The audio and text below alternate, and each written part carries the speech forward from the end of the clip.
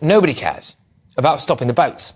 There is absolutely no deterrent to being one of the largest human traffickers in the world, as evidenced by the latest example of justice so soft it could have been handed down with a feather. A chap called Hiwa Rahimpu, an Iranian man who actually sought asylum himself, believe it or not, has now been sentenced for his role in smuggling around 10,000 people across the Channel.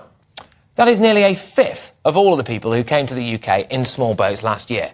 It turns out that he was running the horror show of human misery from Ilford in East London, which goes a long way to showing the kind of person that we are giving housing to in this country, doesn't it? But anyway, he was arrested in Ilford and then extradited to Belgium to face the full force of the law. Right, here we go. Here's the opportunity to nail this evil human smuggler, this scourge on our society, this scumbag. We're gonna see one of these rats get a sentence that will send shivers down the spine of other smugglers, aren't we? This is going to be great. Oh, it will send out a message to them that we just can't let them get away with this kind of stuff. They should stop it immediately.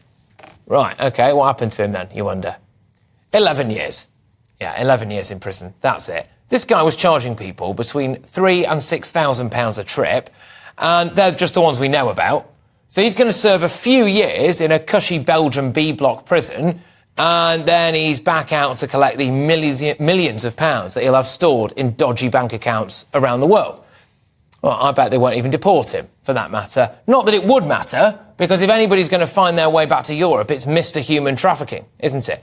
What message does this send out to those crooked scumbags like Rahimpour? What does it say?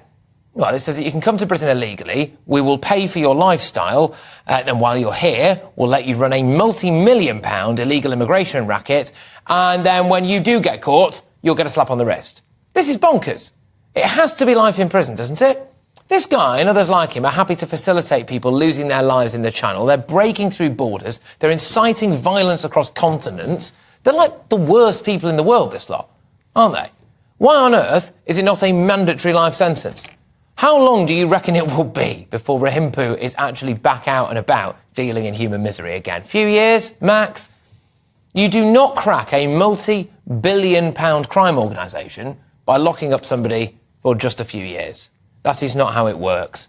Now, for all of this tough talk on the migrant crisis, clearly our international justice system does not care. He will spend the next few years laughing at us from a prison cell while the illegal migrants just keep on coming.